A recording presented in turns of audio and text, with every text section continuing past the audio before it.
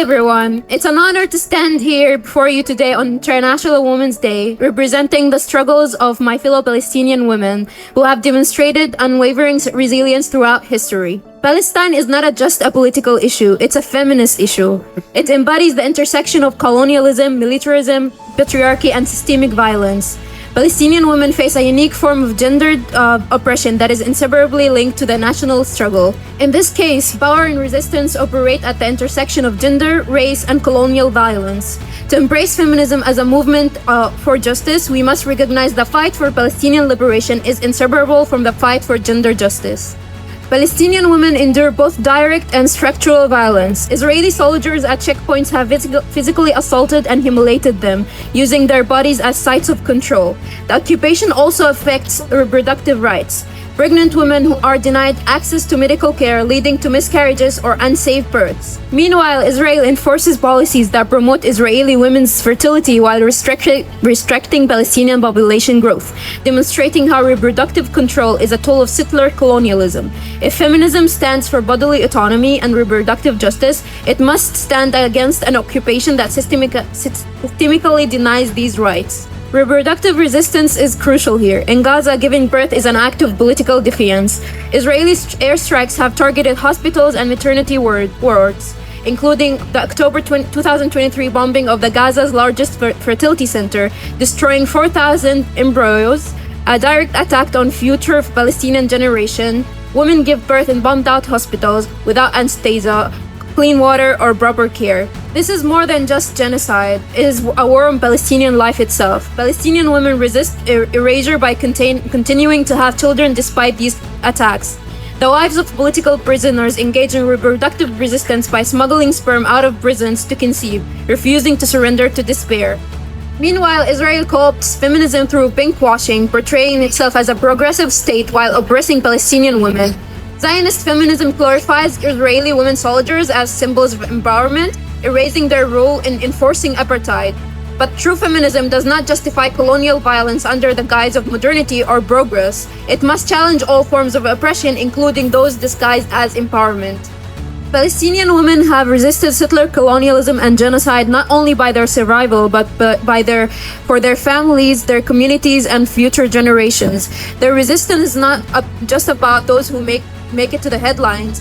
It is about the countless women whose names we may never know. They resist by simply existing, by holding families together, by keeping traditions alive. They are the backbone of resilience, teaching us strength, perseverance, and hope.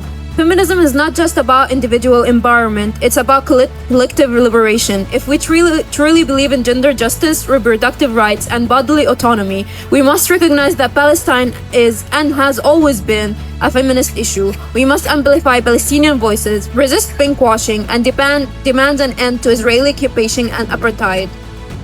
Palestinian feminism reminds us that justice is indivisible. Your liberation is connected to mine. My freedom is bound to yours. When we fight for Palestinian women, we fight for a world where no woman is disposable, where no community is deemed unworthy of dignity and self-determination. On this International Women's Day, I ask you, what does feminism mean if it ignores Palestine? It is not enough to fight for women's rights in some places while staying silent about others.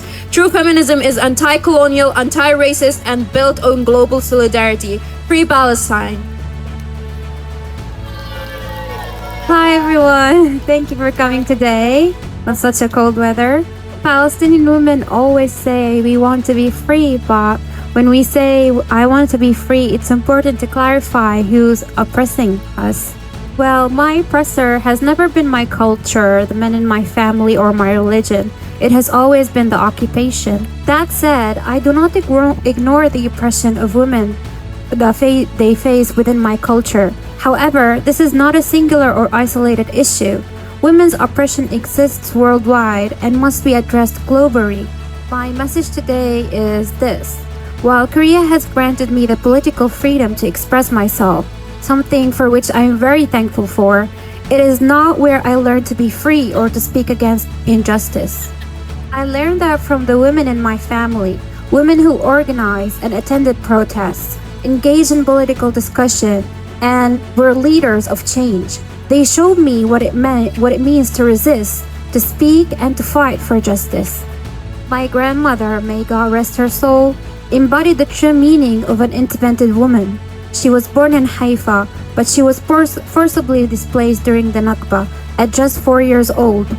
She often recounted the story of fleeing with her family in haste, barefoot, riding on her brother's shoulder as she looked back at their burning home set ablaze by the occupation soldiers. She also spoke of her beloved dog, whom she played with and cared for every day. During the Six-Day War, soldiers stormed their home, and she desperately tried to protect him. She tried to hide him under her dress, but a soldier shot him dead before her eyes. At 16 years old, she married my grandfather and later gave birth to 9 children. Yes, wow. However, with constant army restriction, my grandfather was often unable to work, and that was when they both began organizing protests. On Workers' Day, they joined a massive demonstration in Nazareth held near a hospital.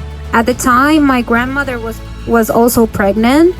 The clashes erupted between Palestinian workers and the occupation forces, and my grandfather, alongside with many young other men, they threw stones at the soldiers until they were arrested. But my grandmother, with her quick wit and bravery, she convinced them that they were only heading to the hospital and not at the demonstration, so my grandfather was let go.